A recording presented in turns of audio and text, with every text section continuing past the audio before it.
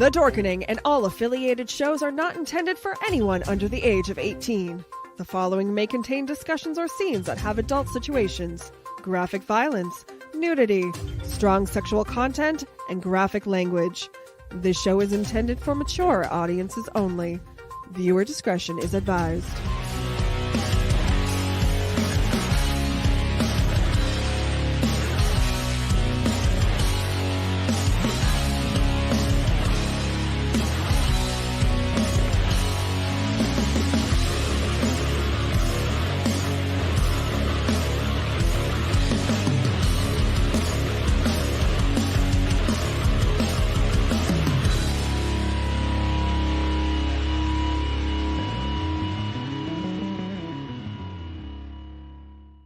Rise and shine, my sinners. When Father Evil starts his day, he gets a little deadly. Deadly Grounds coffee has the richest, smoothest flavor you'll find anywhere. It's sinfully delicious. Once you go deadly, you never go back. Order yours at getdeadly.com. Coffee's so good, it's scary.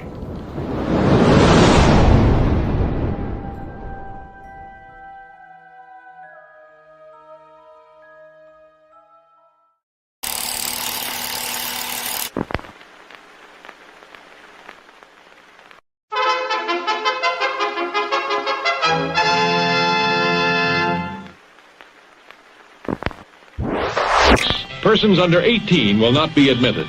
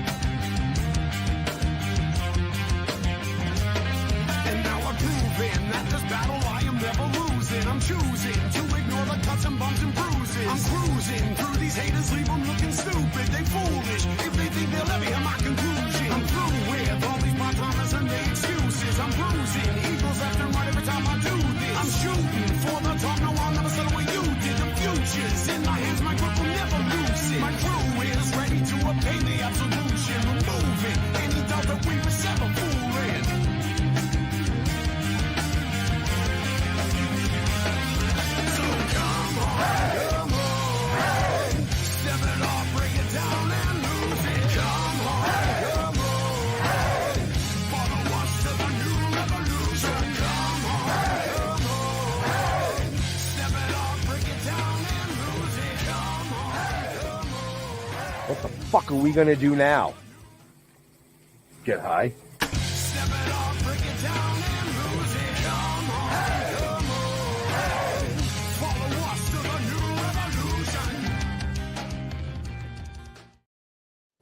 Hell yeah. Happy Wednesday, everybody. Yep, you expected to see Leo. Nope, he's not here. But we wish him well.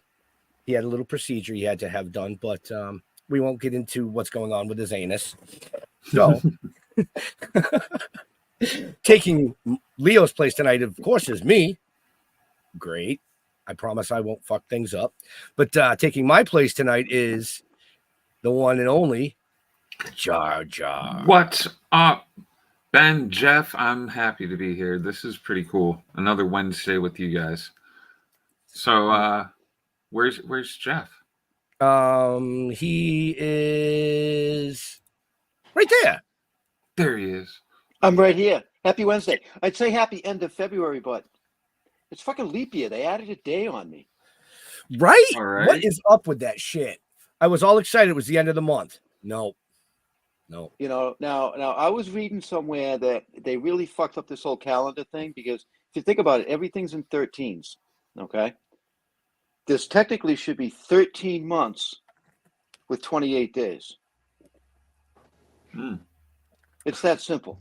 Well, no, that would really suck. I really need those extra 2 days to pay bills sometimes. You know what I mean? So, I mean, me being me, I eat a few gummies and I beat my head against the wall trying to figure out, well, what the hell would be the name of the 13th month? Okay. What would it You be? know, I have no idea. No, I haven't figured it out yet. Maybe our guest would know. We You have know? a guest tonight. You know that, right?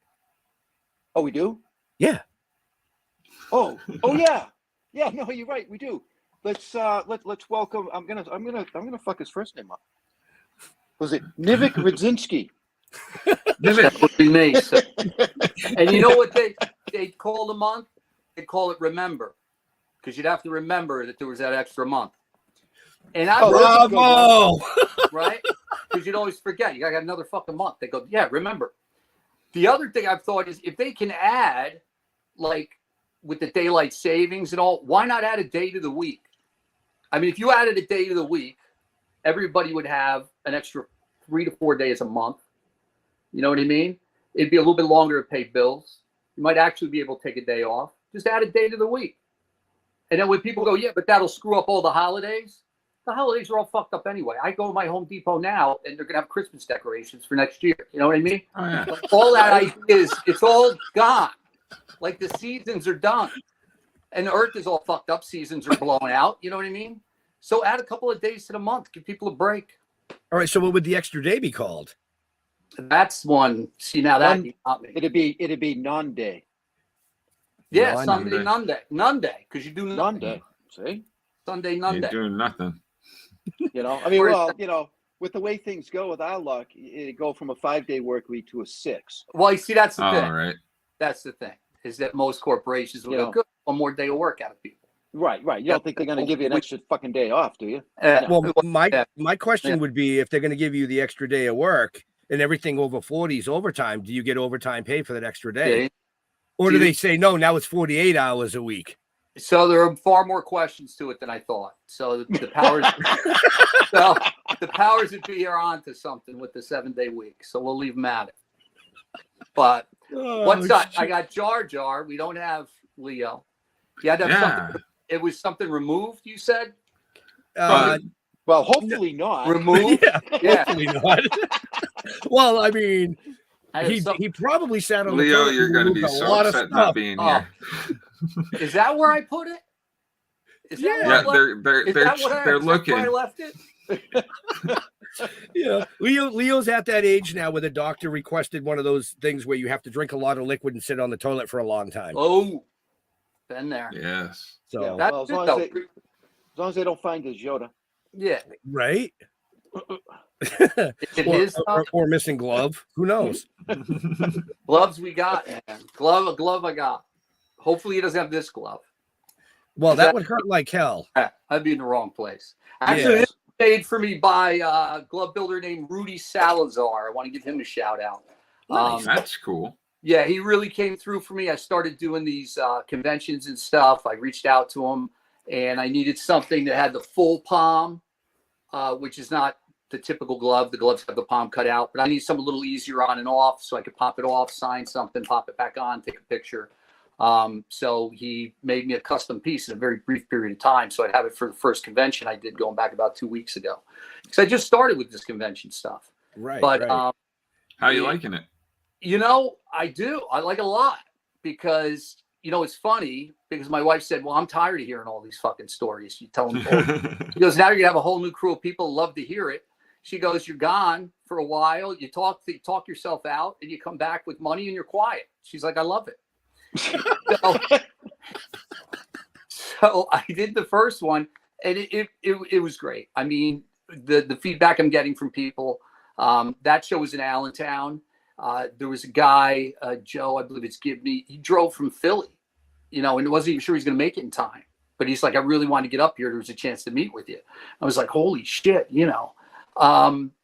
I did all this stuff going back. It's, 35, 40 years ago.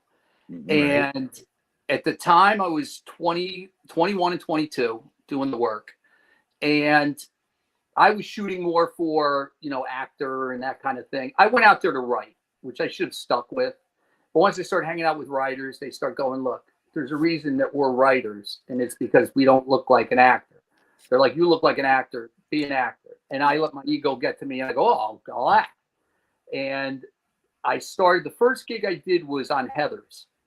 And that was because they literally set up shop across the street from our apartment where I was living with a couple of buddies and stuff. So we would go skateboarding at this school. It was an abandoned school or shut down school. And we go over one day and they get it all locked up. There's trailers there and stuff. We're like, what the hell? The next day, it's just bustling. We see tons of people. We go over, start walking around, and we find out what it's about. And then we registered with Central Casting. And the next day, I'm on the set of Heather's. So the interesting thing about that was, you know, it was first set I was on. So I'm just showing up, got my clothes, the whole thing. You bring some changes with you. And they had us in a hallway. And the scene, it's in the opening credits and then again later in the movie, where they're bustling, you know, kids going down a hallway in high school. And they needed somebody to come up behind Winona Ryder and then just cross behind her. The thing was, when you cross behind her, you would have walked right into the camera. So you needed to watch what you were doing. First guy they have in, he's look, you can't look at the camera. Guy kept looking at the camera. Well, I'm afraid I'm going to walk into it. So they're like, next. They pull another guy out of the hallway. They're like, you. He couldn't do it. He kept looking at the camera. So I just happened to be there. You, try it. So I was able to do it. So now from that point, I became like the go-to. So when the PAs would get their little assignment, like go in there and pull 15 kids, we need 7 girls and we need 8 guys and, you know, and we need a couple of them that are going to do this. So they'd have to go in and kind of hand pick us. And I became the go-to because they're like, well, this guy could walk and chew gum at the same time. So we'll use him. And he keeps his mouth shut, which is the one thing I can tell everybody. Anybody who's trying to get into any point, and I imagine it still holds up today.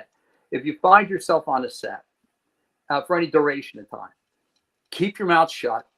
Do what people ask you to do, short of anything that's going to put you at risk or get you hurt. So many guys, I couldn't tell you, would be sitting. We'd get all corralled up in the morning, and you'd see guys and you'd hear them. They're like, oh, they're going to pitch, right? They're going to pitch the director when they pull them out to do, you know, to walk down the hallway. This guy thinks he's suddenly going to whip a script out and pitch a director. Now, this guy, the director's, of course, got his focus on something else. So I would see guys all the time. Oh, this is my chance. This is my chance. Yeah, that was your chance because you're not coming back tomorrow. So you had your chance and you blew it. That was it. You create any kind of ask a question about what if I do that? Did I tell you to do that? No. Okay. Then don't suggest it. Don't do anything. Sit there, do what you got to do. So that really is how one job sort of led to another job. Heather's, I did about 2 weeks on. And the interesting thing with that was they were paying everybody cash at the end of the day. So a lot of times people wouldn't show up the next day or the day after. So when they saw that that's what was happening, at the last shot each day, they would stop before they got started and they go, everyone who's here right now needs to come back tomorrow because they pick it up the next day, the rest of the shot or the matching shot. So if you cannot be here tomorrow, if there's any chance you're not, you need to leave the shot. And you'd see some people get up and leave. So my buddy and I, once we heard that, we had it wired because what we would do is we'd show up in the morning, usually hungover as shit. We'd go to the breakfast, you know, catering trucks, and now we're eating, everything's great. Check in, everything's cool. Let the right people see us. And then we'd go hide and fall the fuck asleep somewhere. And then one of our friends would come and get us and make sure we were in the last shot. Because when we knew if we could get in the last shot, we had work the next day. Because they'd say, well, everybody here could come back tomorrow. We'd like, sure. Yeah, come back, have something to eat, go to sleep until, 5 o'clock. Sure, I'm up for it. The thing about that movie was, you hear about different people, actors, actresses and stuff, but like Winona Ryder at that point was just, I remember thinking to myself, like, don't look in her general direction, because if she were to glance at me, I was afraid I just wouldn't be able to look away. You know what I mean? And she had this thing going with Christian Slater on that film.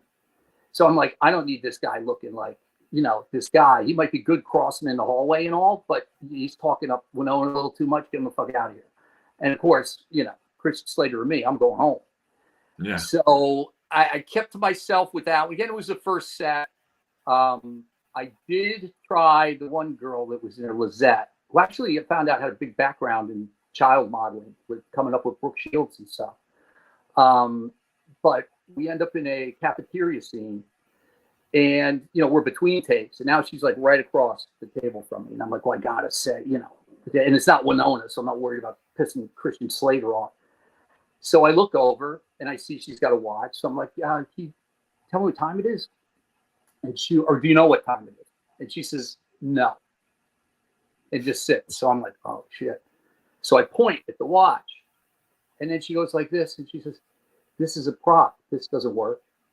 And she sits her hand back down, and it's like, tell me it's your first day on a movie without telling me it's your first day on a movie. Ask me what time it is on the watch that obviously isn't working. So that movie came and went, and then they called me one night late to do a walk-on on the Blob, which there's a scene with some guys in Letterman jackets, and they walk into a diner.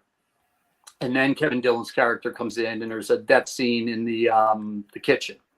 So just walked on a couple times, sat down. It was late at night. It was that I remember was weird for me because I got a call at like 9 o'clock at night. Can you be there at 11?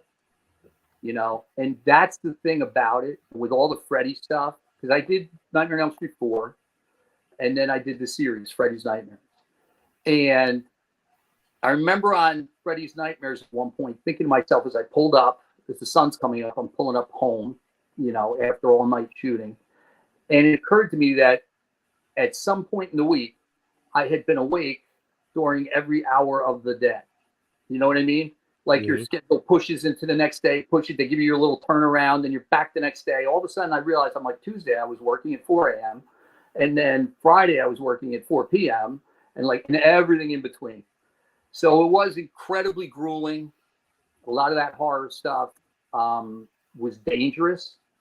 A lot of it's kind of on the fly in a sense, especially that early on. They had my arm stuck, and this is on Nightmare 4, because I went from Heather's and then the Blob thing. I did another couple days on something called the Baby M story. I don't know if anybody remembers that. That was the first in vitro case. So where somebody changed their mind midstream. Oh. Yeah, and then it went to court and everything. But I'll tell you who worked on that was the guy on motorcycle, big mustache from Animal House. And I forget the character's name. I know. I can picture him. Yeah, and Dabney Coleman worked on that as well. Dabney's cologne smelled oddly like vodka. I don't know if there's a cologne that they make out of vodka. It's a couple years ago. Somewhere. Yeah, somebody's got a couple behind it. But yeah. Take a picture. He's like, yeah. Isn't that a Russian? That's a Russian cologne, isn't it? Yeah. Stinky not so. So get through that one. That one was kind of boring just because it was just such a serious subject, and the way with the room they kept us in, it was beat. But again, it was payday. From there, I get a call to do extra work on Nightmare 4. I do one day, and then they call me back from casting, and they call me up and they say, look, they're looking at you to possibly be stand-in for male talent, and they're also wondering what they're going to do about a photo double for Robert Englund, but I don't know if that's going to be you, blah, blah, blah. They said, can you make the commitment? Because it's going to be a month and a half, 2 months, whatever it was. I was all over it because steady work. I mean, sure. So I go in, and they definitely used me for the male stuff, the male role as a stand-in. And then somebody just saw the way I was standing and my shoulder height and just sort of my at ease pose or position was very similar to Robert's. So when they took the measurements, they come to find out that myself in Chuck Taylor's, which is what I wore then religiously, and Robert in the stacked heel, that we landed at exactly the same shoulder height and then exactly the same hat height when we put the hat on. So I started photo doubling on 4. Wow. And some of it didn't make it on to the film itself. But there's one scene, and it didn't make it in. And I think that was one of the pics I sent where my arm stuck in like a rig. And they had my arm like hyperextended for a while. and I've seen a video clip of it since, which I have on my Facebook page as well, which is Freddy Do, spelled D-E-U-X, all one word. And I mean, there's 10 guys on top of me. They're blowing smoke in the road. This thing is hyper. You could see a guy is literally holding my hand up because I can't even hold my own hand up any longer. And I'm in this rig. And I mean, I'm just sitting hoping that they get done before I have to piss or something, because to get me out of it and then stop everything, that's it right there. Now, this you could tell was a picture taken at the beginning because I'm still looking like a little bright-eyed. There's other pictures I have. So now you can see where I'm sitting and then where the hand is. And then they've got those hoses. So it's this incredibly difficult position to be in to begin with. And then they had me reach the arm all the way out. And it was unsustainable. And those two hoses had armatures in them. So there's the guys working the armatures are like, up in here. And suddenly he and I are friends.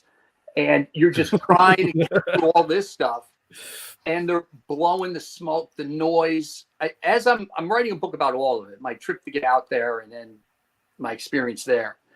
And some of it I'm finding I'm almost processing now, because so much was happening so quickly then that I didn't really, you just kept moving, just suck it up, keep moving. So when I came out of that rig, I didn't have like proper use of my arm for like almost an hour. I was like, did I fuck? Even when I was in it, I remember thinking to myself, am I making a mistake by not asking them to give me a break? Because they'll just keep going. They got to get their shot. They're going. There was a guy there, Bill Forsh, who was great. He's got to hold my hand, actually, hold my hand up. But he was the one running over bottles of water, fanning me off a little bit. Now, the interesting thing about that department, which was special effects, so they would do these rigs and all, but they had a budget for condoms and KY. And a budget? Yeah. Now that's why they became friends. Right. So now here's why, though. You could take a golf ball, you put a nose on it, paint it red, shove it into a condom, slather the condom with KY with a little bit of red in it, and now you got this gnarly, nasty looking thing inside of some kind of membrane. You know what I mean? Yeah. Okay. Yeah. So that's why they were there, but that wasn't always how they were used. So, I'd stop by every now and then and be like, hey, and say you have, but this time I'm stuck in that arm rig and I'm just dying. I'm like this. And I remember hearing something like clunk, and I turn around and look, and there's a 12-pack of condoms sitting on the floor. So I'm like, so they're like, come on, get through, you'll make it. So, they're feeding me these condoms. I go, come on, you'll get through. So it's like, all right, well, it won't be that bad after all. But, and that leads me to a funny condom story, which is just what Ben was waiting for. I thought we were going to start at the beginning, but you went right for the end. So go for it. Yeah. So my apartment was across the same one that I went to work at Heather's. It was across the street from a supermarket. So I'd walk over there all the time. And at the time, I had a steady girlfriend, so I'd go on a Thursday or Friday night, and I would get a 12-pack of Coors Light and a 12-pack of condoms. And I'd walk my punk ass right up to the cashier. I didn't give a shit. I'd drop it right there next to a woman with her eggs or whatever, and it would go down. I'd ring up. So I'd put these things down, and I'd hear a guy behind me go, "Oh, busy weekend?" So I went, "Nah, slow night." I turn and look. He's laughing. It's fucking Eric Estrada. So the stud of studs. So I'm like, nah, slow night. And I turn to look, and it's him. Then I walk out and I see the Rolls Royce, with the chauffeur. And of course, that's where Eric's going. I'm walking back across the street. But when it comes to the start, actually, now that you mentioned, that was all the way back in Jersey. Like, yeah, you and I had a chat about, you know, when you started that. And I think you sent me a picture of the van. Oh, did I? If I did, then yeah. Oh, yeah. Oh, wow. Yeah. I drove that from New Jersey, and I got as far as Calexico. Actually, you know what? That don't look drivable to me. No, not at that point. And you know what? The shame of it is that little black clump in the back was a nice CR 125. Oh. And that's what I just got done doing, was riding the desert, the dunes, which I'd never ridden before. And it was just heaven. So it turned out that was Christmas Day and there were no gas stations open. So I did what I'd done 100 times before. I start the van up, turn it off. It's now there's gas in the carburetor. I pull that cover off because the engine's inside. I take the gas line off, I stick it in a milk jug. I turn the van on. It's running off a little bit in the carb, but it's squirting into the jug. I can mix my 2-stroke, put it in the bike and ride. I come back, and I don't know if I didn't tighten it enough. It was one time too many, but gas line popped off, and those were notorious because the distributor cap was so close to the gas lines and stuff. Whole fucking thing catches fire. I lose everything. Damn. So I'm standing there watching everything that I had burn to the ground. I'm 3,000 miles from home. Now, thank God, before I left, when I closed out my bank account, there was a girl that I went to school with, Allison Fisher. God bless. I'm cashing this out, and I think it was like $7,000, which then, this is like early 80s. It's a nice chunk of change. Yeah. She goes, what are you doing?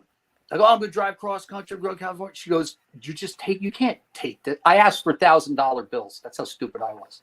I go, get that. They're like, I don't know if they do make them, we got to order them. So she says, I tell her, she goes, you need traveler's checks. I go, what are you talking about? She goes, you need traveler's checks. And I go, I don't have time. I want to go. I'm going. She literally says to me, I'm not letting you leave here with that kind of money driving cross country cash.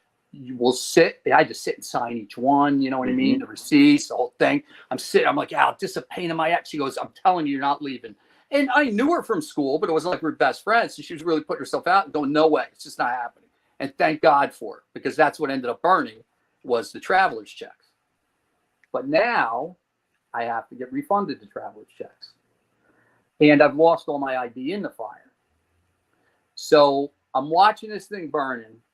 And I remember I'm standing there with the fire chief. The whole town came out because it's this little town. It's Christmas, the black smoke. Everybody's like, what's going on? So they're fighting it. It's just about dying. All of a sudden, you start hearing this pop, pop, pop. So he yells, everybody, get back, get back. So he looks at me, he goes, do you have any ammo in there? I go, no. He goes, what's making that? What is that? I said, well, I had a couple little propane for cooking. He goes, that would have went a long time ago. And then I'm thinking, and I go, I loved when I was able to get, because at the time you couldn't get cores everywhere. So I thought I was fucking Smokey the Bandit. I mean, I could get my hand on cores, forget it. The cooler was half full, half light, half regular cores, the whole trip out, once I could get my hands on it. So I said to him, it might be the beer. I had about a case of beer in there on ice. Maybe the cooler finally, oh. So he yells out, it's just beer, go back. So I go, Chief, just beer? I go, you know how bad I need a fucking beer right now? Yeah, so right. So he starts laughing. He goes, well, you're taking this pretty good. I go, what am I going to do? So he says, you have family out here? I said, no, everybody's in Jersey. He goes, well, I can put you up at the firehouse. He goes, and I'll call Red Cross in the morning. He said, or he goes, this Christmas angel over here, and he points at this girl who's she's stick thin. She's got the cutoffs. She's got a baby on her arm. She's puffing a cigarette. She'd come over and ask me a couple questions earlier. He goes, she said she could put you up for a while. So I'm like, what choice do I really have? So I get in the car with her. There's another kid that's in the back seat that had been sitting in there the whole time while she's out watching this fire. And I bet you wish you had that 12-pack of condoms at that point. No, I was like, because where I came from, like the neighborhood I grew up in, there was a lot of stuff going on. It was pretty spicy. So when I saw her and I saw the lack of figure on her and everything, I kind of had her pinned for, like a meth head or a speed freak. And sure enough, so we're driving back. She lived with her mother in a trailer at this trailer park that the mother was the maintenance person for the park. So I wake up in the morning. I can't believe any of this. It's like, so she starts driving me around as I'm trying to get everything together for these traveler's checks, get some clothes, something. And then I keep talking to my mother and they're asking questions. And then she'd say, they asked me this and this. And then I'd call them. And so we're doing this for a while. And then finally, I have a day I go into the bank and I'm going, her name was Robin. So I go in with Robin, the two kids. And the manager calls us back. And she must assume we were a couple. Now, one of the reasons she probably assumed we were a couple is because at this point I had taken to carrying one of the kids around because she fucking lost them hourly. Right? I mean, I can't tell you how many times we're looking for this kid. I'm like, this poor kid. So I just started carrying the kid. So we go back, we sit down, and the woman says, look, I got good news.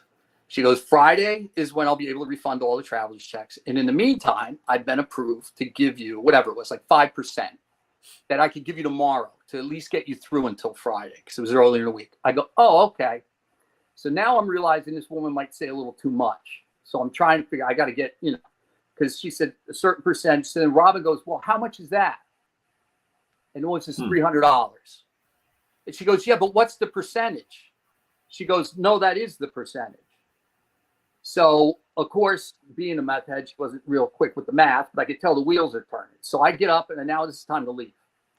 So I'm walking toward the door of the bank and I hold the door open for her. I turn and look and she's talking to a teller. So she ran it past the teller and the teller told her the numbers.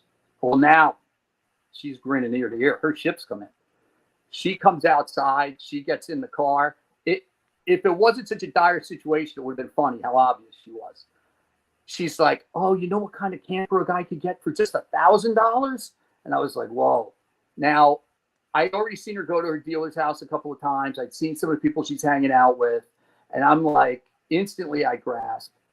I've got to let her think that I'm going to cut her in or else she's going to figure out a way to fucking cut me out. And I'm in this little desert town. We were 10 minutes from the border of Mexico. I mean, it was nowhere. It's 110 in December, for Christ's sake. So I'm trying to work her a little bit. We got a couple of days now. I'm like, okay. So the day before I'm supposed to pick up the traveler's checks, she wakes up and we're going to her dealer's house like she did every other fucking day.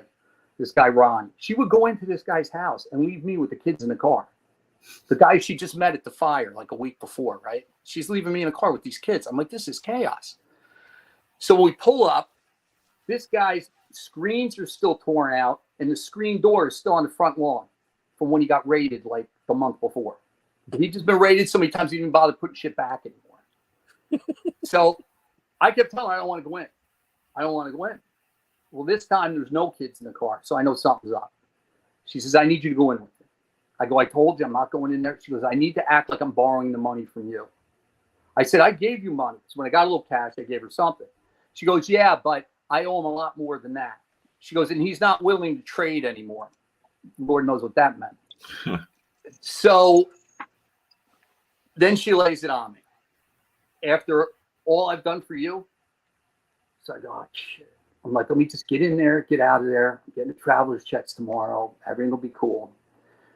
So she goes to knock on the door and it half swings open because this thing's been kicked in and everything, right?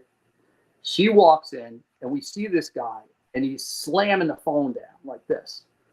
I told these motherfuckers, don't talk on my fucking phone. He rips the wire from the wall, he throws it. He goes, this is why I'm getting in trouble. Everybody keeps calling, they're talking on my phone, they're coming by my house. This is what, nobody else is going to go to jail. I'm going to go. She's trying to calm him down. He sees me. And she goes, this is Kevin, the van. Well, everybody in town knew the story. She was like, oh, hey, Jersey. He's calling me Jersey. He goes, sit down, sit down. So we sit on the sofa. She sits down and she goes, She reaches behind her and she pulls out a fucking 9mm, right? And she's going, oh, when we used to go to clubs, Ronnie used to have me hold it because they don't check girls and they don't. And I'm sitting like this, thinking it's way. I'm like, whoa. Now, before I didn't want to meet this guy. Now I want to know where the fuck he is. I'm like, where'd this guy go? So he comes out, he's laughing. And he says, what's wrong, Jersey? You never saw a gun? So he takes it from her and he goes, if I were you, I'd be a little nervous or swinging that around in front of my face too. And he puts it under the sofa. He hands me a beer. We're sitting having a beer. We're talking. All of a sudden, there's this fucking knock on the door. Boom, boom, boom. Nothing. He yells, who is it? Nobody says anything. Boom, boom, boom. Who is it? Nothing. Now, I'm thinking to myself, you could push that door open. The door can't go busted out. They kick the door down. You could just pull. Who's knocking? This guy, it was like slow-mo. He reaches under the fucking sofa. He comes up like this. He stands up. He takes 2 big steps towards the door while he's cocking his thing over his head. Now he's standing next to the door like this. And he's yelling, "Who is it?" And my whole life flashes before my eyes. I go, this is it. I go, it's going to be police. They're going to kick the door in. He's going to shoot. They're going to shoot. My mother's going to hear that I got shot in some fucking meth lab in the desert. You know what I mean? Which she's only going to find out when the bank calls her, going, "You have any idea why he's running so late?" I mean, I'm going, this is it, man. This is fucking it. Then he hears a voice, and it's somebody he does know. So he flies the door open. He grabs the guy by the collar of his shirt. He pulls him in. He literally smacks this guy. He goes, "I told you, don't knock. Cops knock. Cops." They go off in the room to do whatever they're going to do. So with that, I get up and just start walking toward the door. She's like, "You want to go?" I'm like, "What, are you fucking kidding me? I want to go." So I'm walking out, and the fucking front door bursts open. And it's this guy's roommate. And he's carrying his laundry in backwards. He donkey kicked the door open. And in my head, I think, if that guy if he would have left the fucking fluff and fold 5 minutes earlier, I would have saw a homicide. He would have shot the fucking guy. There's no 2 ways about it. He would have fucking shot that guy. So I get out of there. I end up buying a used car. I blow her off. I'm able to get out of there with my money, my life, and everything else. I get up to Hollywood. I settle into an apartment on Gower, which was right up the road from the Sunset Gower Studios. At the time, they were filming Married with Children there. I would stand in the middle of the street, and I would just see the Hollywood sign. So I was like, I fucking arrived. The kid from Jersey, you know what I mean? I'm like, this is it. This is the shit, man. I'm fucking Hollywood. So I got a job working delivering rental cars. It was all high-end rental cars. So it was like Mercedes and Corvette convertibles and Lamborghini, not Lamborghini, we had Ferraris.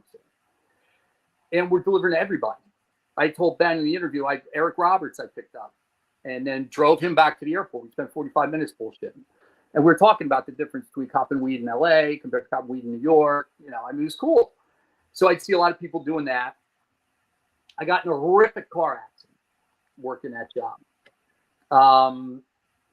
Basically what happened was I got T-boned. It was a Camaro.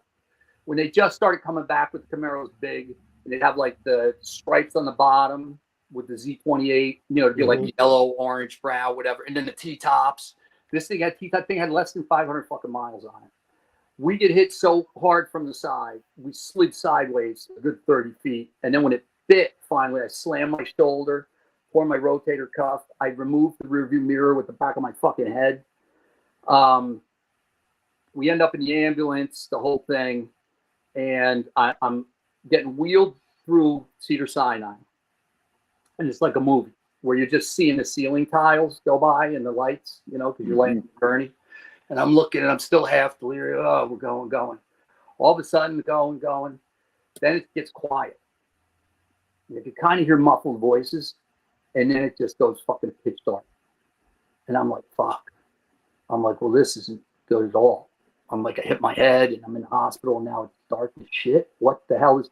All of a sudden, voices, and it's bright. It's so fucking bright white light. I'm like going, what the hell? I can't see anything except this light. So I'm like, well, not for nothing. It's exactly what they tell you. You know, you're going to see this light. You know. Then, again, quiet, muffled voices, dark. I'm like, holy shit. And I remember sitting, and I remember I thought to myself, I do have clean underwear on.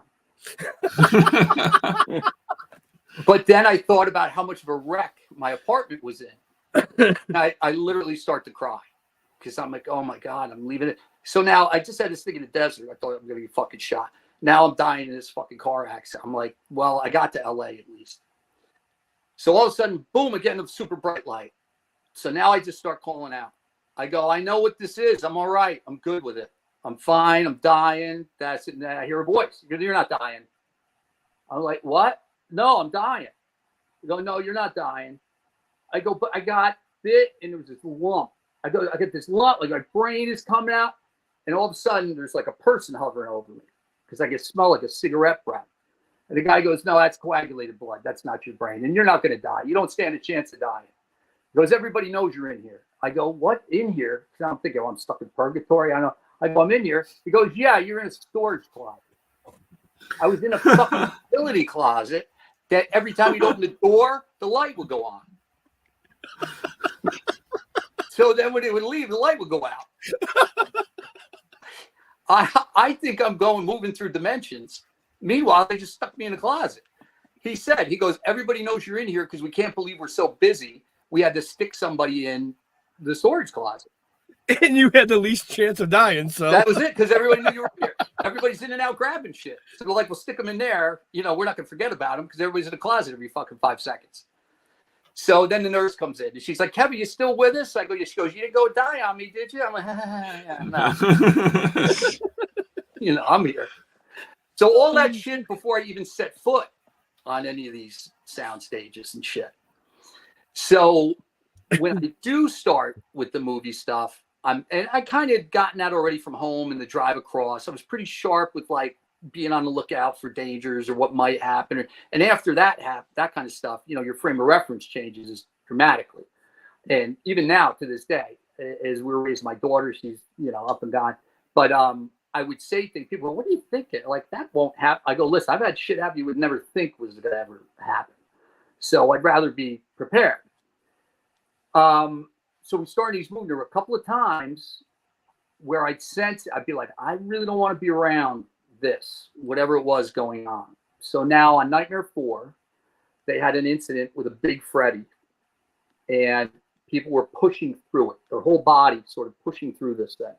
So this thing is, you know, a good 15 feet tall or whatever. They made this huge sweater for it. People are pushing through. And as they were doing it, working the scene, the thing fell with people in it. And that was one of those where I was just like, you know, everybody's like, oh, we're going to go watch this gag or you're going to go watch this thing. And I'd be like, I don't know. Another classic scene in 4 is the waterbed scene. Where they get in the waterbed. That was sort of half the tank or 3/4 of the tank was up front. Then they had the bedroom wall. And what they would have to do is go under the wall and they'd pop up on the other side. And they had all this fight stuff going on. The water temperature was cold. It was another one of those where they go, oh, you're going to go see they're shooting or whatever today. I'd be like, I don't need to be over there. And sure enough, there was a lot of yelling and screaming and crazy stuff going on. But on 4, I had a situation where I could have gotten killed. And this was before, I don't know if it was before the Freddy fell or not, but people were getting hurt. And this scene was, it's funny because the guy contacted me and he said, oh, you're going to talk about this? I'll try. I was doubling for the male actor, Dan. And when I walked on set that night, Rennie Harlan, who's the director, comes over and he's dragging this kid by the shoulder. The kid's got a Letterman's jacket on. I'm standing with the wardrobe girl. We're just getting started for the night. And he says to her, what's the jacket? She goes, it's a Letterman's jacket. And he says, yes, but it's the same as Dan, because Dan was the other lead character. She goes, they're on the same team. He goes, it's the same jacket. It's boring. I want a different jacket. She goes, well, what kind of jacket? And he looks at me, and I only just bought this fucking jacket. He looks at me and he goes, that jacket. And he walks away and leaves the kid standing there. So wardrobe says to me, can we use your jacket for the shot? And she says, you need to wear the Letterman jacket when you double for Dan later anyway. I go, okay. So now the scene where I'm doubling for Dan, they have me on a gurney. They're going to stick me in the back of a van. The van takes off down the street, turns green. The script was always very fluid on that one because it was a writer's strike and everything. So then it was going to be Freddy turns around and looks. You know, he's driving this ambulance. So the transportation guys dressed like EMTs. I'm strapped to this gurney, which is just reminding me about the fucking car accident. You know what I mean? I'm kind of like getting at what they now call triggered, which then they just called working. So, so I'm sucking it up. You know, my feet are pointed at the sky. My head's this far from the pavement. And then they're this way. The gurney was a little sketchy. And the prop guys knew exactly how to work it.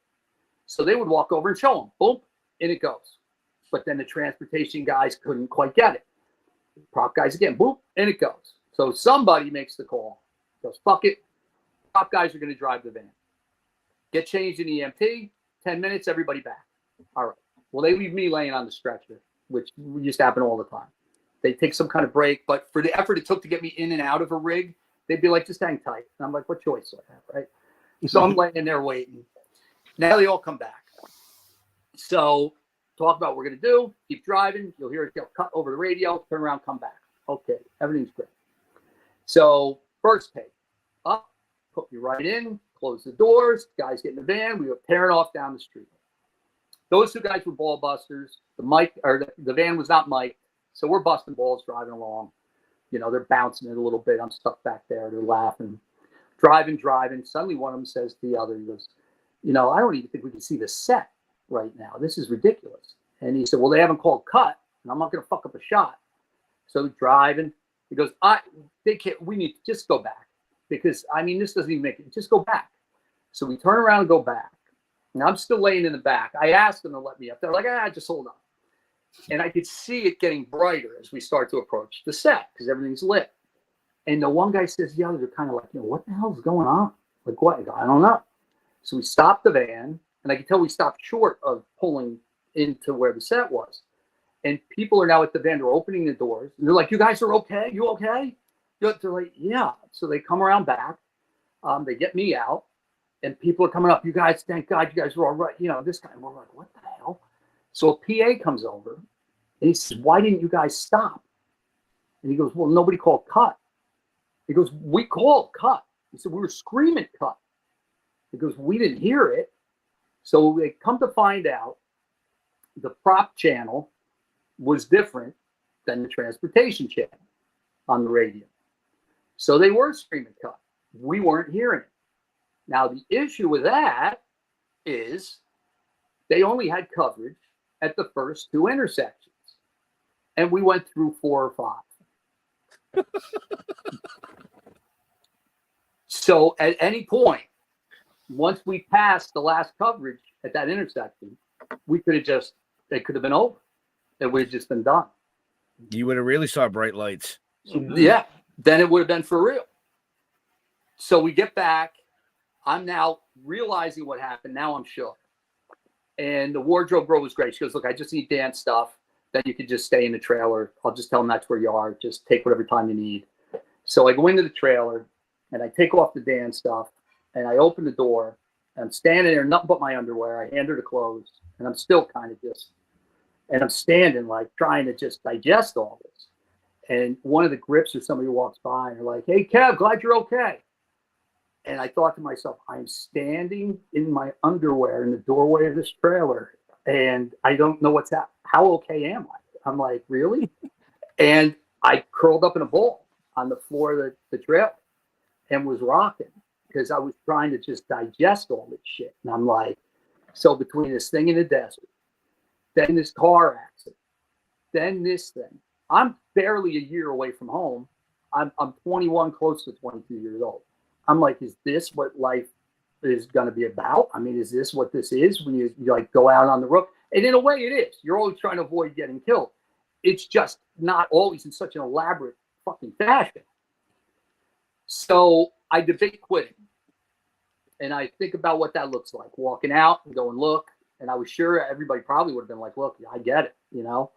But then, like any young actor in Hollywood, I needed my SAG card and I needed to eat in that order.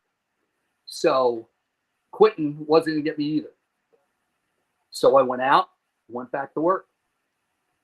And everybody's cool, you know, and people are compassionate about it. But the truth of it is, it's the fucking film industry. We're making a movie. Right. So you go, I could have got killed. You're absolutely right. It was scary as shit. But you didn't. And we got another hour before we got a fucking curfew. So let's go. You know. So you didn't have time to really digest this shit.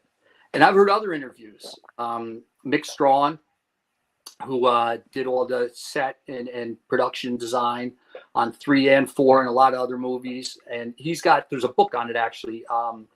Blake Best wrote a book with Mick Strawn called Behind the Screams. And that's easy to Google and find. And Blake Best is just exactly how it sounds, how you spell it. But reading through some of that, I heard people kind of with that sentiment.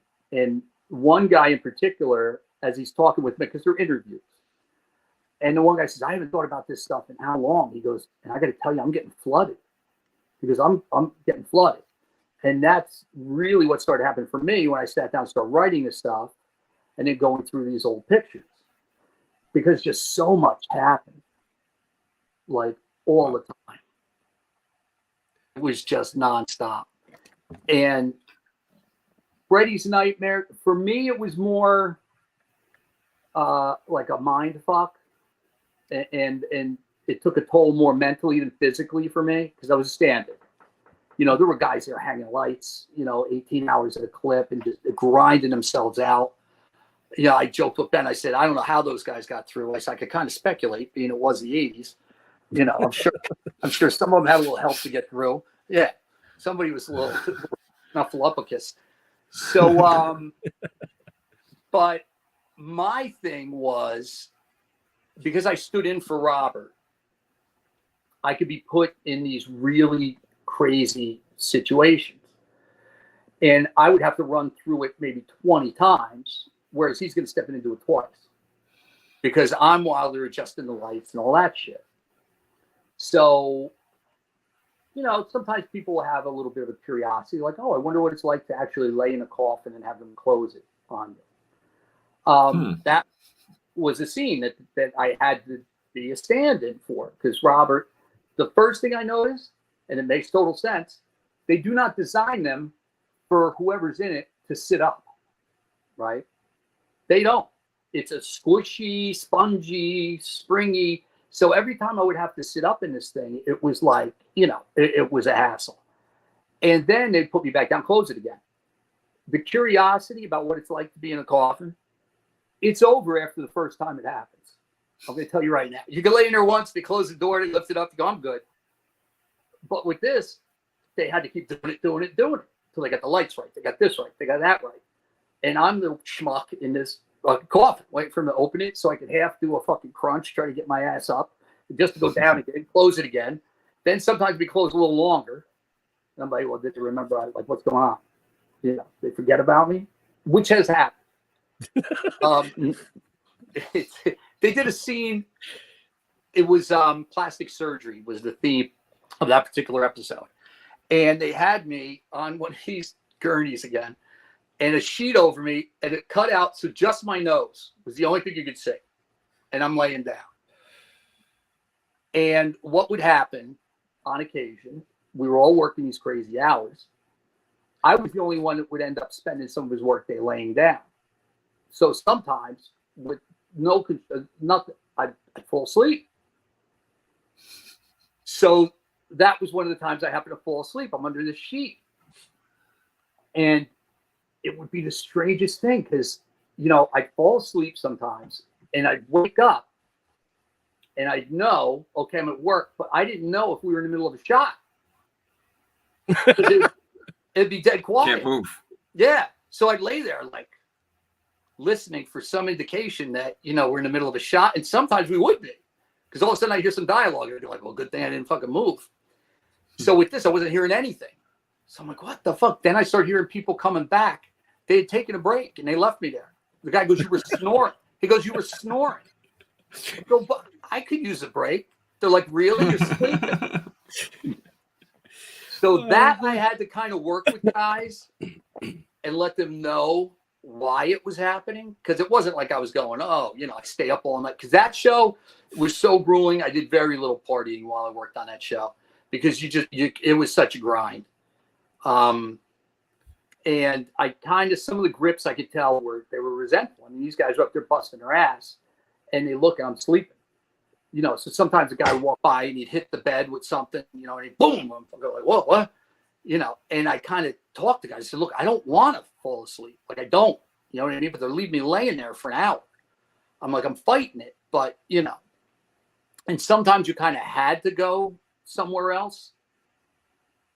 And a case of that would be like, if you ever see a scene where there's a couple laying in the bed and you're overhead looking at them and they're talking. Well, if you think about it, there's a camera 5 to 10 feet directly over their head, pointed right at them. And then all the guys to operate a camera are up there looking down. Now, thankfully, everybody was a pro because all it would take is one asshole with a pen in his pocket as I'm laying there, and he leans over like this, and the fucking thing, and this camera weighs a ton, and I've been watching a guy unclip a couple of things, pick it up, and walk it across the room. You know what I mean? For months. All of a sudden, that same thing is clamped in, and now it's hovering 10 feet above my head. And God forbid anything happen. There's nowhere to go. You know, there's just nowhere to go. I take a camera to the face. It would only hurt for a minute. Yeah. Then they'd put you in the closet, and you'd see some white lights. And then you're back. And then you're back. Little twinkles. So you sent me another picture here. I want to. Yeah. That's another one of those incredibly comfortable situations. So with that, when they filmed it, was a manhole, and there was somebody that was going to pop up out of the manhole. Now, this was one of those weird situations where if I stood completely upright, I'd be too tall. My shoulders would be up out of the thing. If I kneeled, I'd be too low. So I had to kind of do this like weird, like yoga-y. I'd have to put myself in these positions, and sometimes they grab an apple crate or something to shove under my ass. If you could go back to that picture though, Ben, there's something on that that's funny, and it just tells you the whole thing. Look at this motherfucker up here on the right. He's eating soup. Yeah, he is. Yeah. So there's all this crazy shit. You got so used to craziness going on. You're eating soup. You know what I mean? You're this one's over here. That one's taking a selfie, and yeah. It's like people are just doing their own thing while there's this chaos going on. But I'll tell you what, if you didn't grab the soup while it was there, and that's the other thing, I'd be sitting there. You think I'm not smelling soup where I'm standing? I'm smelling. So I'd like some fucking soup too. Mm-hmm. You know what I mean? So, and that was Mick who designed all that stuff. And I made a joke with him. I said, you know, thanks to your expertise and vision, I've been in everything from a guillotine to a stove to a manhole cover, you know, a manhole. So yeah, I was like the guinea pig, you know, that they would run through these things. And one of the Freddy's nightmares, there was a guillotine, and I had to lay in this thing, and it's like 10 inches above my neck or so. And I'm just trusting everybody knows what the fuck they're doing. And the thing of it is, I know some of them had less sleep than me, and they don't get to catch a nap. So you really there was a lot of trust. And there were a lot of great people working on it. They may not have had the usual faculties or budget that they were used to really execute in the way that they had become accustomed to. But they still, and I'm assuming it, you know, you may talk to some of these guys, they go, no, we had no idea. You're lucky you're alive. But they seem to, you know, I had to trust them. I just had to. You know, there was one in the Freddy's Nightmare, they were trying to rig a glove so that when you drug it down a gutter pipe, it would throw sparks. So a guy would say, and this was always when I knew it, one of the other guys in another department, because anything with the glove, it would be me. Any of the glove shots on Freddy's Nightmares was me. Anytime you saw Freddy, but you didn't see Robert's face, that was me. So if there was anything with the glove, with the effects or whatever, guys would call me over to kind of consult. Is this right? Do you think this will work? That work? So a guy calls me, and he's got this glove, and I see these wires. And I remember, I'm like, John, what is it? Oh, we got to get it to throw sparks, man. I'm trying to. So he plugs it into, I guess, a car battery, marine, I don't know which. But I'm dragging it down. It's sparking a little. But then it sparked a little. Now the fucking thing gets hot like that and burns the top of my hand, one of the rivets from the glove. Because, you know, they got these things that are riveting them all in place. And on the other side, it's just a bare rivet. So I'm like, he's like, just a little. I'm like, no. So I take this thing off. And I remember later in the day, I'm doing something, and somebody comes over to me. And this was sort of the fun of it, is that people were ball busters on this thing. You couldn't get involved in any real physical humor or pranks or anything because it was just so dangerous. You know what I mean? So everybody would just kind of say little, you know, just take little shots here and there. So somebody came over to me later that day, and I still don't know to this day if they're busting my balls or not. But they go, hey, how'd it go with the glove thing? I go, well, it's not throwing sparks and all. He goes, I thought something was up because they're working on it now. They're talking about plugging it in. I go, plugging it into what? He goes, like an outlet. They're going to plug it in. I'm like, well, for fuck, I'm not kidding. What are you talking about? But then it never comes up. You know what I mean? But I'm left to sit there for a couple minutes going, is somebody really going to expect me to do this? So there's a lot of camaraderie on set. A lot of pictures I have. That other one that you showed with the arm rig is a Polaroid. Yeah. That was somebody who just was there. They snapped the Polaroid. They had to take pictures for their own continuity, and they cracked off a couple extra and came over and handed it to me. So just to think that with everything else going on, that somebody took the mind to go, oh, took a couple minutes, took it and handed it to me, which without it, and I'm so grateful, without it, I wouldn't have record of this stuff now. Right. So, and then like this one here, that one, what's interesting with this was, I've got a glove on there too. I just noticed that. This would be before I stepped in, I had a little slimline 110 camera I kept with me. And I would crack off shots. And then before I go into a setup like this, I would hand it to somebody who was nearby. And I go, crack off a couple shots of me when I get in there. And they go, okay. So they'd take their shots. Then we would keep doing our work. Well, they had work to do. So they would go back to work. So the camera might be floating with this person for an hour or two. Suddenly we catch up. We go, oh, here's your camera. And I took a couple pictures. I saw some cool stuff. I'd be like, okay. So I have stuff that like other people took that was really cool. But a lot of the pictures, it's crew and cast. But I got a bunch of stuff that's Robert behind the scenes that nobody's seen, and I'm trying to figure out how to roll this stuff out. So just putting word out. I know you guys reach a lot of people. If anybody's familiar with this NFT shit, by all means, reach out. I've got a picture that's never been seen. You know what I mean? And to have Robert sign one of those would be an awesome piece. So, and they're only going to be new once. You know what I mean? Yeah. Right. And all of a sudden, everybody sees it, the whole thing. So I want to produce it as a nice print, because a lot of the collector stuff, when you go to these conventions, it's a little bit less, it's not so much a photo as it is, just a print that they printed on whatever medium. Right. And try to keep a little continuity and quality of it, because there is some cool stuff. I'm meeting with a guy next week who's going to clean them up a little bit, and then I'll put them on my page. But you mentioned that you were writing a book. Have you ever thought about putting out an actual photo book? That's the other thing. Because that would be really fucking cool. Mm. I mean, Robert did dub Freddy Do. Yeah. So what I thought of is, if you remember back in school, they would have those magazines like Dynamite or something where you can pull out a thing that's a poster or whatever. Yep. I thought doing like a spoof on those, like do it in that style, but a higher quality, could be really cool. And I have another project I've been working on forever, because I repaint vintage pinball machines. Mm. So that's an interesting gig. Yeah. And I would get these things and I'd have to sand them down, but it'd have all this graffiti gouged in it. And I love graffiti, all different kinds of graffiti. And I thought to myself, I suddenly felt like custodian of this stuff. I'm like, look, it was super important to Miz that people know where he was in '79. Miz was here. I go, and there's no way that this graffiti survived for the last 40 years, to die a slow death by palm sander in my garage in Jersey.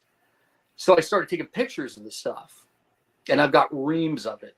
And some of it is so cool. And some of it's so crazy. There's one guy, he put his name on every game. Almost every game I came across. This dude, Dick.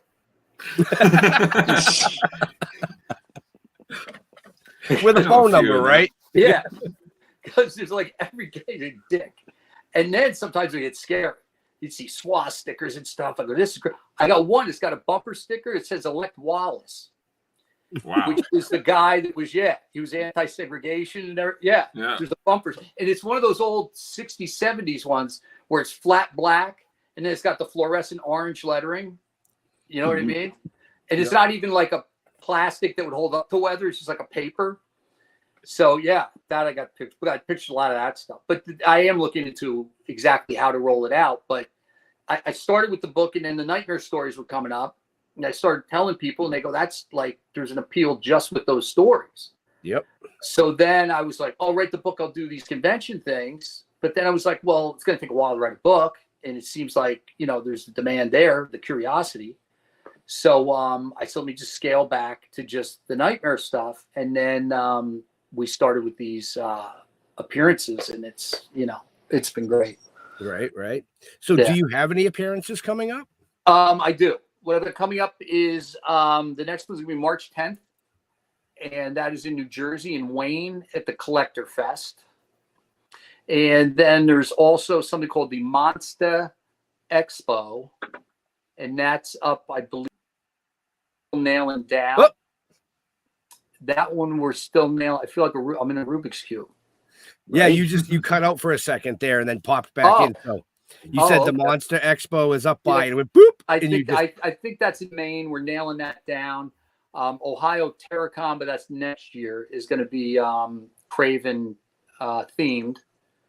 And then I'm working out something with a guy, another one in Texas, but we don't have a date just yet. The thing is, they book all that stuff a year in advance. Oh, I know. Yeah. So jumping in, you know what I mean? I'm scheduling from the back, the end of it, and then bringing it in. But I'm also trying to get some of the stuff up front now where I can squeeze in, and there's still enough time. A lot of it is educating people on who I am and what I did. Right. Because I have to say straight away, I'm not a cosplayer. And then because it worked so well when they cut everything together, people don't realize there was somebody doing what I did. They just assumed all of it was Robert. Well, and that's why they call it editing. Yeah. And to Robert's credit, I remember sitting with him. Now, I worked with him on 4, but that was super chaotic. And actually, just another quick note on that. When I lent them that jacket that night, okay, the scene with that kid was walking up to the Craven. So they shoot the whole thing that night. He's walking up in my jacket. Well, now we're back at the soundstage like a week or two later. Jar Jar knows what's coming. Yeah. So, and I see on the call sheet, they're picking up the interior shots where the kids are now they're going to pick them up walking into the diner. But nobody's asking for my jacket. So my wheels start turning. I think, I can insert like a blooper in this movie. Like, nobody's asking me about the jacket. But I didn't want to get anybody in trouble. So I come to the conclusion, I'll bring the jacket with me to work. If anybody asks about it, then I've got the jacket. No harm, no foul. It turns out that was one of my busiest days on set. It was one of the times they put me in full makeup. And it was for the shot where Alice sees him, Dan, on the operating table, and there's a Freddy that's in scrubs, hospital scrubs. And that was me. They had me in the scrubs. It was a distant shot. I called it distance doubling, when it was far enough away that, they could put you in a schlocky mask and it'll work. So I'm tied up. I'm in this mat. I'm like, I can't get out of here. Like, go get my jet if I have. And they're shooting that scene on the other side of the soundstage at the same time. So I start hearing commotion over there. And I'm going, oh, shit. So I'm waiting. And I'm like, am I fucking things up? Like, this is crazy now. So I ride it out.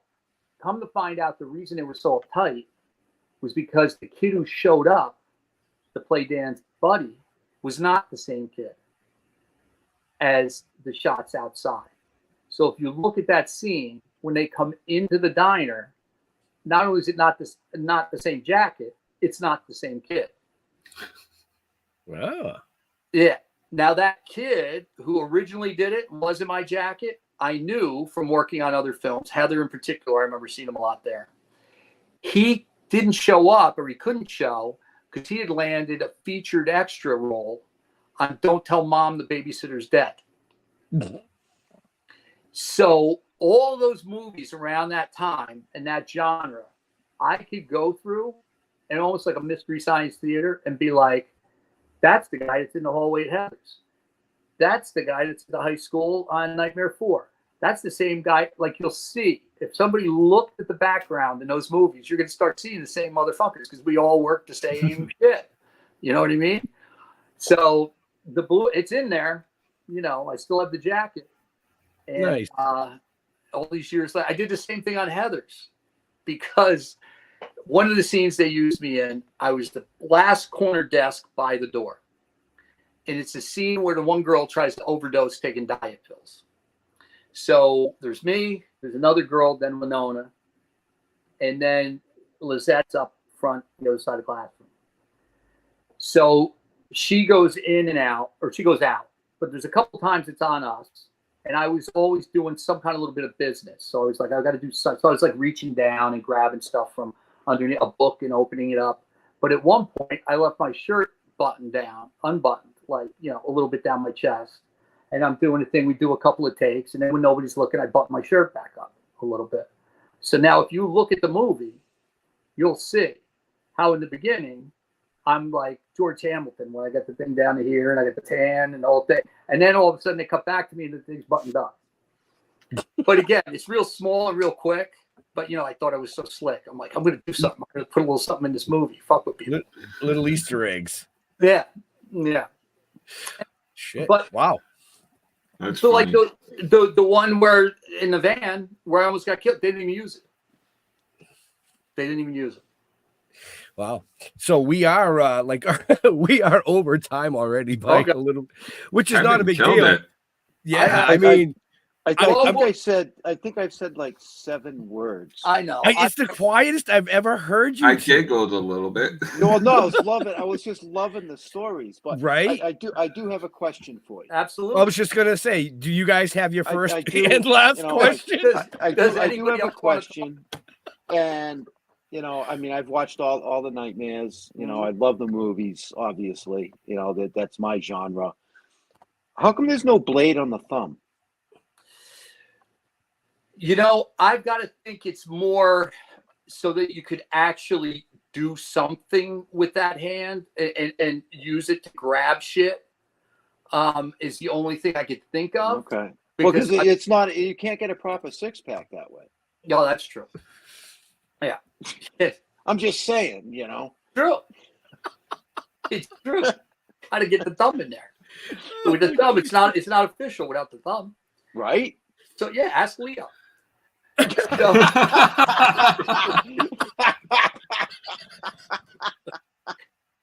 Perfect. Leo's like, bring him back, motherfucker. Oh yeah. It only took an hour and 12 minutes, but we got to you, Leo. Yeah, he's like, I'll be there next time. But yeah, questions. I tend to get rambling with it once I get going. No, I mean, you know what? Those are the best shows that we have, because, like I told you before we did this, we don't do scripted. And if a guest just goes, we just fucking let them go. Yeah, it's a lot of. You're gonna hear things. You're telling stories that nobody's had the chance to even hear before. No, it's true. You know what I mean? And that's fantastic. And I think that's what really makes it. So, Right. I am missing the blade on the thumb. Yeah, there's never been one. Well, you could come up, do your own horror movie now, but only have a blade only on the thumb. Oh, there you go.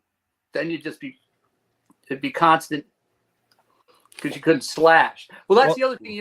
Everybody talks about just call it thumbs up. Thumbs up. Thumbs up. Your somebody just stole that idea. Right? This is speak. Oh yeah, it's just that quick, right? Jar Jar, do you have a first and last question for the guest? Well, now that you're doing puns and stuff, when you hit them, do you go out into the floor and like look around and check out the stuff and pick up anything? Are you a collector of anything? Not yet. And I say that because I was not one prior. I've got my photos from the stuff. I've got a couple little trinkets and things. But having only gone to one, I walked the floor and looked around, and I saw a ton of cool shit. So I was like, if it's going to be like this at every one of these, I'm going to be leaving with half the money I made. I go, because there's a lot of cool shit. There were guys, the last one, Horror Gods, and they make these elaborate enamel pins. And he came over and gave me a few. And one of them is the Power Glove. And what's cool about it, I have it on my page, is they put the little Swarovski, whatever the hell's in it, but as you move it with the light, it looks like it's lighting up. And it's like this big. It's a glove this big. Yeah. You can look on my page, you'll see, because I literally put it in there and I said, am I tripping balls? Or does this thing look like it's lighting up? And somebody replied, they go, I think it's both. Right. I think I saw that. Yeah. But they make cool stuff, and everybody's making great looking stuff. Oh yeah. Jeff and I have had the pleasure, and Jar Jar too, because he's part of the road crew to do a lot of these horror conventions down the East Coast, where we actually go run the panels. Okay. Stream them live like we're doing tonight, But yeah, there's some really, really cool shit out there. Oh yeah, It really Some is. really cool shit out there. But That's to our solid viewers one. and listeners, if you want to know about all the cool shit that Kevin's done, make sure you check the show notes up above or down below, because it's all in there. Follow him, check him out, go see him at a convention, So go ahead. You were going to say something. I'll let you keep going. I don't give a fuck. No. Well, you know what? Jeff's the one that wants to eat. I want to eat. Yeah. and I've got to hit the dispensary before they close. Oh yeah. But a teaser then, I guess, for next time is we haven't talked about driving the hot car to Vegas. Or Rick James, bitch. Yeah, Rick James, bitch. The Rick James thing. There's the dog story at the kitchen table. There's plenty. So, needless to say, when Kevin finally has his book out, folks, you got to buy it. I'm just going to say it right there. I'll get an autographed copy. Yeah, it's going to be far more detail about. There's still little nuances about stuff. Just for instance, that thing with the van. It happened that the fire was right next to a canal. There was a man-made canal, and for a second, I thought I could push this thing in because a waterlogged van is better than a burnt van. And when I mentioned it to somebody in town, they said, "Well, it's a good thing you didn't do it because that's the entire water supply for the whole fucking town." Oh, Christ. They said a guy did it once before. He went swimming in it. They shut it down because they have to clean it the fuck out. And you got to imagine the water coming through. This is massive. Cleaned it out so then they could run again. So the whole town in the middle, 5 minutes from Mexico border, no water. They jailed the guy. I go, what eventually happened to him? I swear to God, the guy goes, nobody knows. I go, what? He goes, nobody knows. And that's why you don't drink the water in Mexico. Yeah. In that town, you could have seen it too happening. Wow. So nice. So on that note, folks, Kevin. Yes, sir. Where do you like interacting with your fans on the social medias? Right now, I would say it's going to be the Facebook, which is Freddy Deux, FreddyDeux. I am working on the Instagram and TikTok, which I'll have probably up by the end of next week. I'm putting these reels up that are clips from Freddy's Nightmares and stuff, and they're telling me that I'm getting more views than only 16% of all reels get this many views. Do another, so I'm going to be getting more reels out there.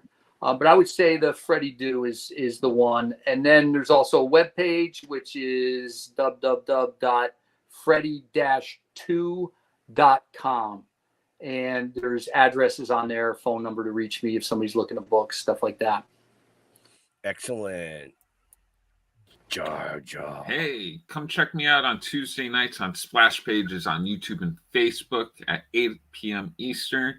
And almost every Wednesday I'm here these days. So let's see. You look really stoned. I was just going to say, you look. I had to take off my glasses. My I noticed eyes that. are like. I noticed you took them off like 4 seconds into the show. I'm like, did he get fucking contacts, or he's just looking at a blurry screen? And is that a blue screen behind you with all? No, that's the room I'm actually in. Oh, all right. And then those are clips for hanging stuff and holding stuff. Yeah, hanging up comic books and stuff. I'm a big nerd. Nice, man. I'm looking at it. I was like, There's some toys you can see. Like I got my He-Mans over here and stuff like that. He-Man. I was surprised at how big. What do they call it? It was of the universe, Masters of the Universe. There's some. A buddy of mine, his son runs. He's one of the two. It's the Brothers of Destruction, the BOD, and they do like a live auction once a week or something. But he's been nice. Yeah, he's gonna be one of the shows I'm doing. Wow. Jeffrey. Yes, sir. Jeffrey can be seen inside the next half hour at the kitchen table. Yeah, don't follow me anywhere. Go to stilltoking.com. You'll find all the shit you need to know about us, or Toking with the Dead on Facebook. And be sure to get our book. The novel is out. Actually, you know what? Fuck it. Get the book. Get the 5 comics. You'll have a ball. By the live action series. You know, the live action shit. The book's available on Amazon, Barnes & Noble. Just, look up Toking with the Dead. You might end up with Talking with the Dead, but fuck it. Just go to Toking with the Dead. It'll autocorrect. That autocorrect shit. Sometimes it helps me. Sometimes it don't. Yeah, it's everybody. Go figure. You know, when I'm trying to find Bob and it goes up boobs, well, I'm happy. There you go. It's like, that's great. Hey, spell check. It will never be duck. Oh no, it's never a duck. It tells spell check. It's like spell check. It's never gonna. You know what I mean? No, mine pops up as luck, and I don't know where the fuck that comes from. No, you know what I mean? Or puck, but I don't play hockey, so that's irrelevant. Well, that's how I remember all my passwords. Is I'll put in like fuck AOL, fuck AOL, and then fuck whoever. Like that's my password. It autocorrects. Yeah, no. I just put it as my password so I never forget it. So I'll be like fuck Bank of America, whatever it is. Hell yeah. So there you go, folks. Now you know how to hack into Kevin's stuff. Yeah, there you go. Just put fuck in front of it. That's it. It's probably Kevin's. Yeah. Well, there's little variations, So, I want to thank Kevin for coming and hanging out with us tonight, telling us some really cool stories. Like I said, make sure you get out, check him out at events, check out the show notes. Like Jeff said, stilltoking.com is where you can find out about all the shit that we do. Next weekend, we're going to be at Northeast Comic-Con Cabin Fever in Boxborough, Mass. Come out, see us. You can get a copy of the book there. We'll even fucking sign it for you. Maybe. If you're nice. Or maybe not. We'll see what happens. But to all our veterans and first responders, we want to thank you for doing what you do so people like us can do what we do. Stay safe. We'll see you next week. We're out of here. Peace. Take care, guys. Thanks a lot. Thank you, Kevin.